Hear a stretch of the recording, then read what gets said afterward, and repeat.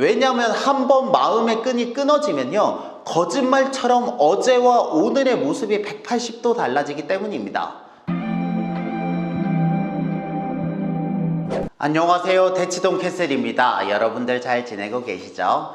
제가 혼자 나오는 건 좀 오랜만인데요, 그동안 학생들의 동영상 강의를 찍는데 좀 집중을 했는데요, 이제 어느 정도 정리가 돼서 다시 유튜브를 열심히 해보려고 합니다. 오늘 제가 말씀드리는 건 좀 불편한 이야기일 수 있습니다. 그것은 바로 어릴 때 천재였던 학생들이 시간이 지나면서 왜 무너지는가에 대한 이야기입니다. 제가 대치동에 있으면 정말 어떻게 이런 애들이 왔을까라고 싶을 정도로 정말 뛰어난 학생들이 많습니다. 비단 그게 어려운 문제를 많이 풀어서의 느낌이라기보다는 그 생각이나 발상이 일반적으로 하기 어려운 것들이기 때문이죠. 그런데 문제는 어렸을 때 그렇게 영특했던 학생들이 학년이 올라가면서 그 빛을 잃어가는 경우들이 많다는 겁니다. 제가 그 이유를 냉정히 분석을 해보니까요, 크게 두 가지 이유가 있었습니다.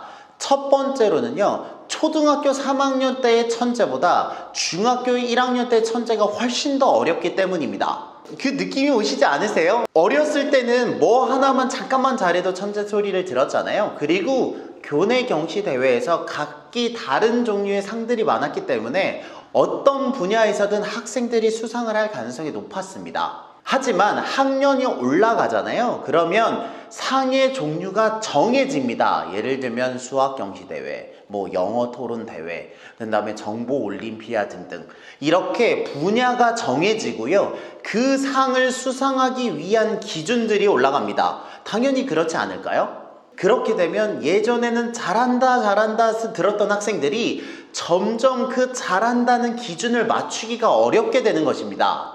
딱 봐도 초등학교 4학년 때 단원평가 100점을 맞는 것보다 중학교 2학년 단원평가에 100점 맞는 게 어렵잖아요. 하지만 문제는 학생과 학부모님이 계속 잘한다는 이야기를 들었던 거예요. 그러면 그 잘했다는 지위를 유지해야 되기 때문에 학년이 올라가면서 무리를 하는 경우들이 있습니다. 제가 경험했던 건 거짓말을 한다거나 아니면 답안지를 베낀다거나 혹은 다른 친구들이 잘 풀면 질투를 한다거나 등등의 현상이 발생하게 되더라고요. 처음에는 얘가 왜 이럴까라고 생각을 했었는데 나중에 가서 보면 높아진 천재라는 타이틀을 유지하기 위해서 학생과 학부모님이 노력을 하고 어느 순간 그 노력의 끈이 닿을 수 없다고 생각하는 순간 무리를 하고 있구나라고 생각을 하니 이 현상이 크게 이해가 되었습니다. 그런데 이게 학생들을 보니까요, 마음이 충분히 이해가 돼요. 왜냐하면 내가 잘한다는 얘기를 들으면 모든 생활이 편해지거든요. 학교에서도 대접을 받을 때가 있고요, 집에서도 좀 더 어머니가 잘해주고, 얘도 이 지위가 좋은데 학년이 올라가면서 그 지위를 유지하기 위한 노력이 너무 많이 들어가는 거죠. 그래서 최대한 버티다가 어느 순간 그 힘을 버티지 못해 예전에 획득했던 그 천재 혹은 영특한 아이라는 지위가 사라지는 경우들이 있습니다. 이 경우는 생각보다는 자연스러운 현상이기 때문에 그 중간에서 큰 무리가 생기지만 않는다면 그래도 괜찮은 경우입니다. 그런데 문제는 두 번째입니다. 이건 학부모님들이 잘 걸릴 수 있는 함정이기도 하는데요, 초등학교 1, 2학년 때 얘가 너무 영재 소리를 들어요. 그러면 어떤 현상이 일어나냐면 수학을 가서도 탑반을 갑니다. 그렇겠죠, 왜냐면 잘하니까. 그런데 문제는 수학에서 탑반을 받는 애가요, 과학학원을 가도 탑반을 갑니다. 그렇지 않겠어요? 왜냐하면 뭐 하나를 잘하면 수학만 잘하는 게 아니고 수학과 과학, 뭐 영어와 국어 여러 개를 한꺼번에 잘하는 경우들이 있잖아요. 그러면 각각의 과정들은 굉장히 논리적입니다. 학생들이 입학 테스트를 쳤고 선생님의 좋은 평가를 받아서 제일 높은 반에 간다, 그건 맞던데 이런 과목이 늘어나잖아요? 그러면 학생의 입장에서 보면 생활이 너무 힘들어지는 거예요. 그런데 학부모 입장에서는 될 수 있다고 하니까, 이 반에 있을 수 있다고 하니까 안 할 수는 없는 거죠. 왜냐하면 내 자녀의 능력을 100% 발휘하고 싶은 욕심이 있거든요. 그런 과정이 반복하게 되다 보면요, 일주일 내내 학업 스케줄이 빡빡한 경우들이 많습니다. 그리고 문제는 월, 화, 수, 목, 금 어느 하나도 그냥 쉽게 넘어갈 수 있는 스케줄이 없어요. 왜냐하면 각 과목별로 제일 높은 반에 있기 때문입니다. 그러면 학생이 능력이 좋으면 그 텐션을 잘 견뎌요. 그러다가 어느 순간 두둑 하면서 마음의 끈이 끊기는 순간들이 옵니다. 그렇게 된 학생들을 제가 몇 번 지도를 해봤는데 이건 마치 어떤 느낌이랑 비슷하냐면요, 운동선수들이 연습을 하다가 큰 부상을 입는 것과 마찬가지입니다. 물론 여기서의 부상은 멘탈, 그러니까 정신적인 것이기 때문에 겉으로 보이진 않지만 분명히 근육 파열과 같은 데미지가 있거든요. 그러면 그 학생이 원래 하고 있던 그 일정들을 당연히 소화를 못하게 되잖아요. 그렇게 되면 학생과 학부모님 모두 당황해하는 경우들이 있습니다. 왜냐하면 그러한 종류의 상황을 한 번도 상상해 본 적이 없기 때문이죠. 근데 문제는 여기서부터는 학생이 언제 좋아질까를 아무도 예측을 할 수 없다는 거예요. 말하자면 운동선수의 재활훈련과 같은 영역이기 때문입니다.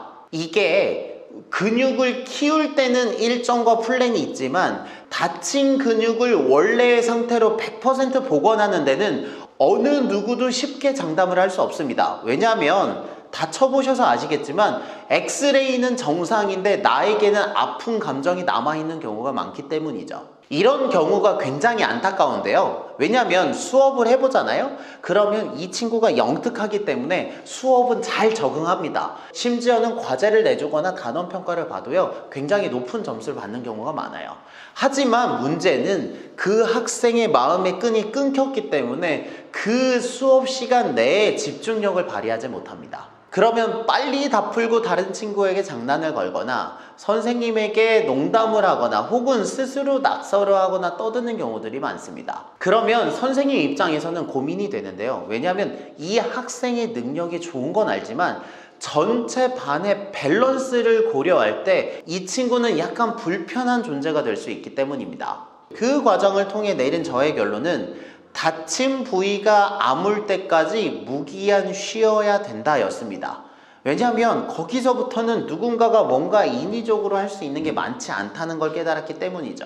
첫 번째 경우에는 기준이 높아지면서 생긴 자연스러운 부분도 있기 때문에 학생과 학부모, 선생님들이 그래도 받아들일 수 있지만 두 번째 같은 경우에는 인재의 가능성이 조금 더 있습니다.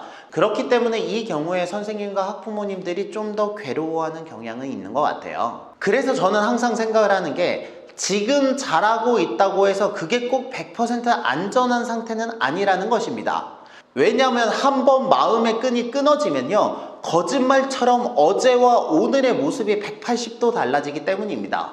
그리고 더 슬픈 건 잘하면 잘할수록 그 상처가 터졌을 때 상처의 범위와 정도가 더 심하다는 것입니다. 왜냐하면 잘할수록 그 고통을 감내할 수 있는 맷집이 훨씬 더 강하기 때문입니다. 그러한 관점에서 우리의 학생이 능력이 매우 좋다고 해서 마냥 기쁜 것도 아니고 마냥 슬픈 것도 아닙니다. 반대로 우리 아이의 능력이 생각만큼 뛰어나지 않다고 해서 마냥 슬픈 것도 아닙니다.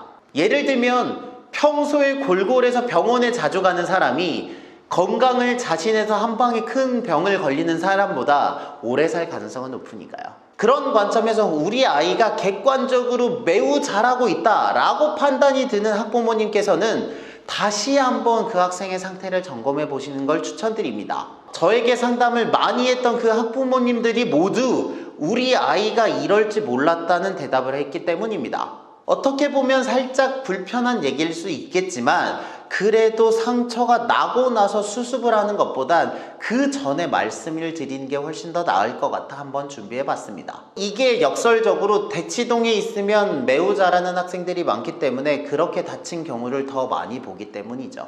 혹시 이런 종류의 증상을 갖고 계신 학생의 부모님이라면 댓글로 남겨주시면 제가 아는 범위 내에서 친절하게 답변 드리겠습니다. 어차피 공부는 오래 해야 되니까 다치지 않고 튼튼하게 지속할 수 있는 공부를 함께 고민해보면 좋겠습니다. 저의 영상이 자녀 지도에 도움이 되었으면 좋겠습니다. 여러분들의 교육을 응원합니다. 저는 대치동 캐슬이었습니다. 감사합니다.